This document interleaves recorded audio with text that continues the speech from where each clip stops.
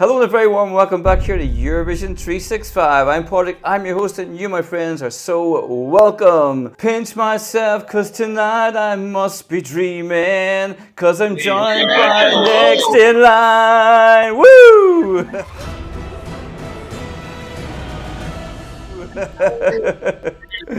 That was absolutely off. I have actually been practicing that. You not believe that, but I have actually been practicing that. Welcome. Hello, thank you for having us. You're very welcome. How are you getting on? Yeah, grand. Yeah, keeping well. Excited for what's to come next week. So yeah. Yes, not too long to go. It's just a week to go, isn't there? And it must be. It must be. I mean, what are you feeling? What are you feeling about all the? Like, you've got just over a week to go. I think genuinely it's just excitement at this stage, because we've been preparing for this for so long, and we've been building it up in our heads, and obviously we were waiting to see what the reaction would be and all that kind of thing. But now that we kind of have that out of the way and the shock value is gone and everybody knows about it, Shock value. the only thing left to focus on really is the performance itself. So we're really excited to get on the stage and show people what we can do. Really. Yeah. Yes. You're set to go basically. Yeah. What I forgot to do at the very start, because I was so fixated by my terrible singing, I forgot to ask you to introduce yourselves to the audience. That's okay? Yeah. Okay. I'm Conor O. I'm Conor D. I'm Neung. I'm Harry. I'm Harry. I'm Harry.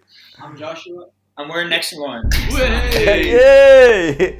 Like I say, you're very welcome here to the channel. You mentioned a really interesting thing. You said the shock value, and you're waiting for, you sort of looking at the reactions of people. What's your thoughts on, obviously we know these artists, you all kind of watch reaction videos and that, so what's been your kind of view of it all?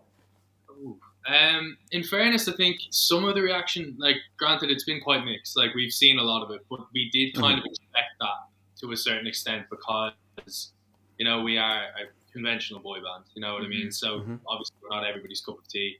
And, a lot of the other artists are a lot more established than we are. Like, we're relatively new to music, the music industry and everything like that. And for a lot of people, this will be the first thing that they see of us. Obviously, it's our first single as well. So we we knew there was going to be some positive, but there would also be negatives or negative reactions. And obviously there have been those. But I think now we've kind of gotten over that. Yeah. I think you have to channel that in a certain way. You can't let it get to you, because the beauty of the Eurosong in itself is that not everyone is going to like every song. There's something there, especially this year more than ever. I think the standard is crazy. So I think there's a song there for everyone, and hopefully we have a few people who enjoy our performance. A few people? Hopefully it's going to be more than a few. I'd say you need more than a few votes. We'll start small and then we'll try and build. Aim high, lads. Well, for what it's worth, I mean, I genuinely love the song. I've been listening to it, pretty much. You're very welcome. I've been listening to it pretty much in repeat, from I've heard it, and it's as you say, it's probably one of those that you're maybe going to have a mixed bag, sort of feedback from. But for what it's worth, I think it's pretty awesome. So I suppose I would ask you, what was the driving force behind your entry to the Eurosong? Was it Louis Walsh just said, right, do it, and that's it? Or were you like, oh, I quite like this idea of this? It's something we've talked about before as a band, and it's always been, kind of mentioned to us a lot. Being managed by Louis, of course, and being a new boy band, and obviously coming around to Eurovision time, people have said to us, "Oh, would you ever think about doing Eurovision?" And we've kind of always said, had an open mind about it. And then essentially, we wrote this song last February with Bill Maybury and Joe Rubel, and we've been sitting on this for a year. So we we were waiting to release it for ages. Louis wouldn't tell us what his plan was. Then he came to us in around September, I think, and said, "What you think about doing Eurovision?" And we said, absolutely. Let's do it. We were buzzing. We love Eurovision. We've watched it so much over the years. Yeah. Everything we watched, we pick up that favorite song. It's only great moments out here. Hopefully we get be one of those great moments. In a good way. In a good way. Good way, yeah. Was there any of you that were like more excited about the idea of joining the Eurovision? Yeah, I was pretty buzzed. We all were. You know? Yeah, That's the definitely, thing, yeah. genuine truth in it. We jumped at the opportunity. I think, like for us, especially because it's in Sweden this year. Like I know Yeah. our Yeah. man's absolutely buzzing because Yeah. we're massive ABBA fans. So like this is just a dream come true. Yeah. It's brilliant. And then, like as Harry said, like we've been growing up watching Eurovision, having watch parties. It was a big family occasion for ours personally. Sure. I was always in my house, you know, watching the Auntie Eurovision. Barbara. Yeah, big up Auntie Barbara. Big shout out to her on that one. Shout out to Auntie Barb's. It's such a thing, I suppose, across Europe, but I know especially like in Ireland as well. Like the contests, see, whenever I chat to different performers, different countries, but especially in Ireland, it's like, oh, we like to just sit down and sort of watch the thing, and have a bit of crack with it, have a bit of fun, a few drinks, a few treats, whatever. Yeah. So it's very much centralised around that kind of family unit, isn't it? Especially in Ireland, I suppose. Yeah, Definitely, sure. Yeah, absolutely. 100%. Like that's what we've grown up with. So we're just so grateful to even be considered for something as big as this, So fingers crossed now we go on to actually do it, Yeah. Yeah.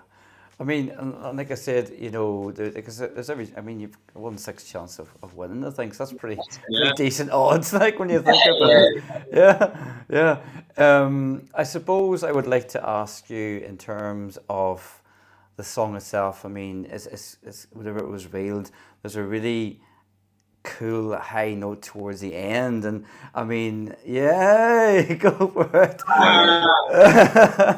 I mean, do it now. I'm only joking. How?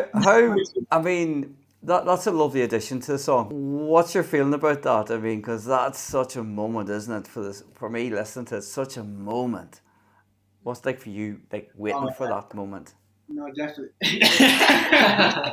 It was definitely an intimidating note, just in general. Even in the studio, when we sort of got the idea for that ad lib in the song, and we demoed it as some kind of voice recording, I was like, oh my gosh, that is so high.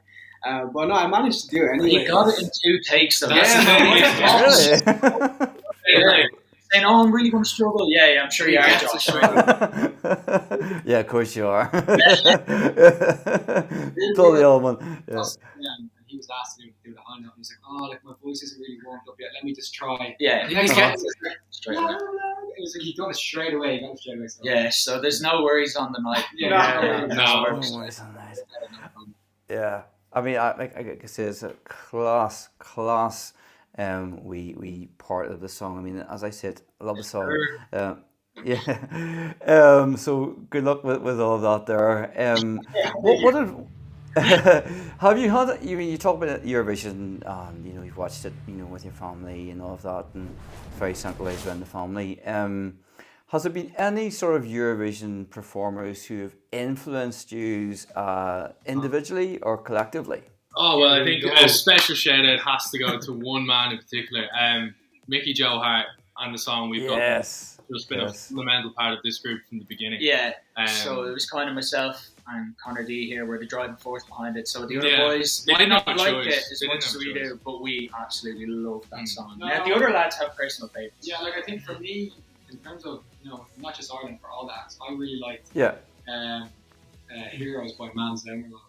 I really liked the song itself, and I really liked the performance on the night with the interactive background.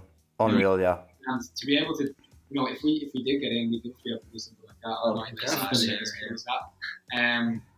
And yeah, what about you? I like Arcade from Duncan Lawrence. That was Arcade, yeah.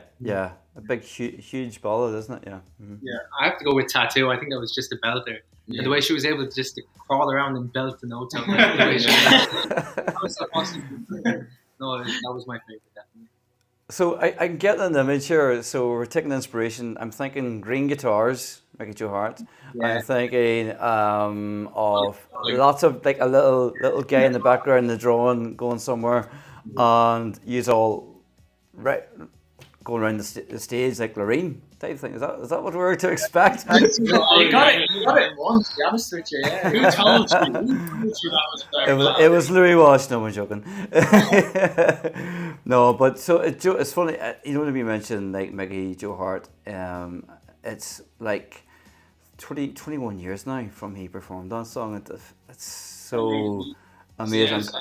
Yeah, 21 years ago, and it's like I love to hear like that's still a song. You know, like younger people. It's one of those it's one of those songs. I think it's in a very unique category of Eurovision songs. You have like Heroes or Euphoria by Loreen or any of those kind of songs that it's timeless. I think with We've Got the World, you can go into any nightclub anywhere up and down the country on any given. And we've done this. Yeah. Speaking from experience. So many times, can't even tell you the amount of times this fella's gone up to the DJ and begged him. You do, and they know it. But it's such a cultural staple of like music in this country. It's the same with like other songs like obviously like even Lipstick, songs like that by Jedward. Like it's a kind of song that everybody knows, you know, because of Eurovision, and it's become so ingrained in the minds of Irish people. And it'd be savage if we were part of that. I'd love for people to go up to DJs in nightclubs and ask for our song. Probably still be us going and asking for it. You never know. Oh my god, that's the third time. Hey, and you're saying, no, it wasn't me.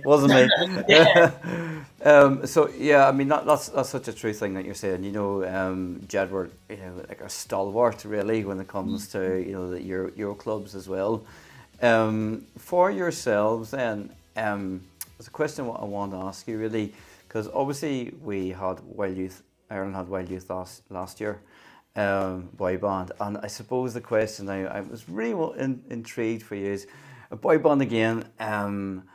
What's your thoughts on that? You know, in terms of like 2 in a row. You know what? It's a funny one because we've been lucky enough to meet the lads from Wild Youth. Like they're lovely lads. They're incredibly talented musicians. But we almost think they'd be insulted to be considered a boy band. Yeah. You know, like they're like 10 years older. They're significantly older than us. They're all accomplished musicians. Not to say that we aren't, but I get you. The performance was centered around 3 lads playing the instruments and Conor O'Farrell singing the song.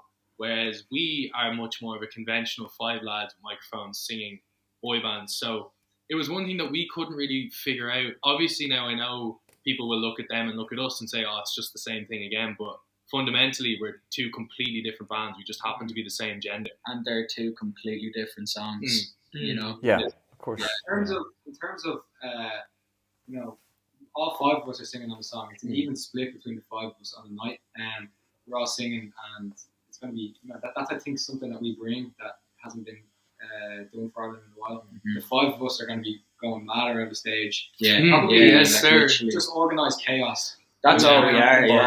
It's not even on stage, it's off stage. Organised chaos off and on. But we also especially, this year with the contest being held in Malmö, Sweden. Yeah. 50th anniversary of ABBA, pop music, and Sweden has such a connection with the likes of Max Martin, Dennis Pop, Cheeron Studios in Stockholm, who wrote all of the biggest boy band songs and most of the biggest pop songs of the last 20, 30 years. It would probably be as good a country that we'd ever have to send a boy band. They'd probably welcome the concept a lot more than other countries would. But to answer your question you asked originally, about Wild Youth, they're an incredible band, but we are definitely a different band, and that was one thing we kind of couldn't figure out when the comparison started. And I think we expected it though, because obviously they represented Ireland last year, so it's not even in the conscience, isn't it? It's so fresh in everyone's mind, and obviously it didn't go as well as everyone had hoped. So I think with us, we truly believe in the song. As Harry said, we bring something different. We all can sing live. Do you know what I mean? So we're not going to be doing that on the night, and just get the votes in. And stream the song too, because it's coming out on major streaming platforms on the 19th of January. So that's it. That's Friday the 19th of January. The song is released, isn't it? Available.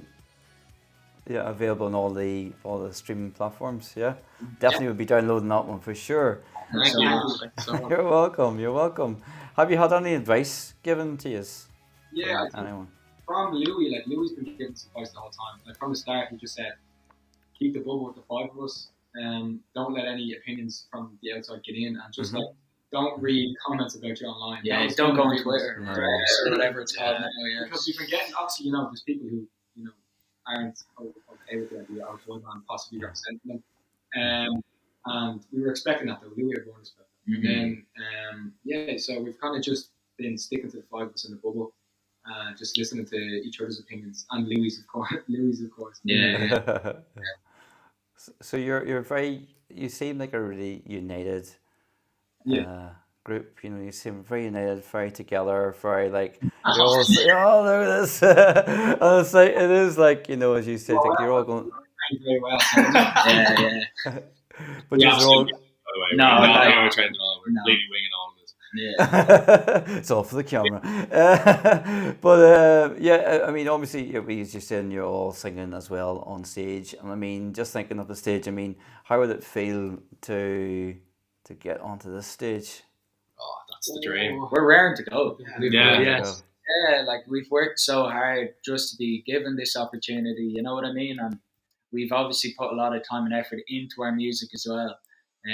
So I think, I think we deserve to be there just as much as the five other acts, you know what I mean? And that's not taken away from them. They all are incredible in their own right, and they all have great songs, you know what I mean? Like, the standard this year is through the roof. So, so we just hope that people will resonate with our tune,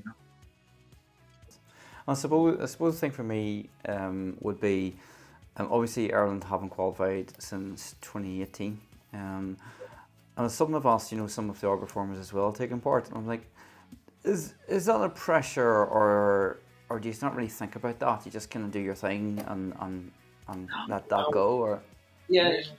We want to use take. I think it's something honestly that come up a lot. Obviously, we haven't. It'll be 6 years now, since we qualified for a final, and it's something that is always going to be. It's always, regardless of if you try to think about it or not, it's going to be something that people are constantly bringing up online and in person. You bump into people that are like, "Oh, Jesus, like we haven't qualified for 6 years." But I think we wouldn't have put ourselves forward if we genuinely didn't think that we could get to the final. We genuinely do think that we could get to the final, and we think that people will see 5 lads on stage loving life and jumping around and just having a laugh. That's really. They were like, right, we like these lads. Yeah. So I think we can bring something good together. Yeah, and I think, as continuing on from Harry, I think the song hits a lot of demographics. That's something we've been told with everyone we've been talking to who know their stuff. Like, at the end of the day, we're all new to this, so from what we've heard, it hits a lot of demographics, and we think we can pull votes in from other countries as well. Yeah, 100%. Just speaking about that, if I may, I've asked this to every performer as well I've been chatting to. If you have a message for the people of Ireland as to why Next in Line should represent Ireland at Eurovision, what would it be? I think Harry said it great earlier. We're 5 best friends who just happen to sing together. To be honest with you, there's no, backstage we all hate each other. Like, this is all what you see is what you get with us. We're just 5 normal lads who are, honestly, we can't believe the position we're in. To be brutally honest with you, it's mental. Do you know what I mean? We're loving every minute of it, and we hope that the public can see that all of this is genuine, that we do actually want this. We put the song forward. Like, Louis came to us and asked, did we want it? We could have easily said no, but we think that we can bring something that no one else can. Yeah. That sounds like a pretty strong message to me, for sure. Yeah. Fair is it? I butchered the very start of the song when I did my intro there. Is there any chance of a few seconds of the tune? Would that be cool? Yes. No. 1, 2, 3. It's the way you walk, the way you dress. You can say whatever, 'cause you say it best. And I swear I'll never mess this up, 'cause I'll never find a love like us. Yay! Woo, woo, woo! Thank you so much for that. I'll put you on the spot there. But no, thank you so much. Absolutely love that. Love that for sure. All I would like to say, finally, is the very, very best of luck. I genuinely, sincerely mean that for Eurosong 2024. Wishes the best, and yeah, thank you so much for joining me, and best of luck with everything, lads. Thank you for having us. Thank you. Thank you.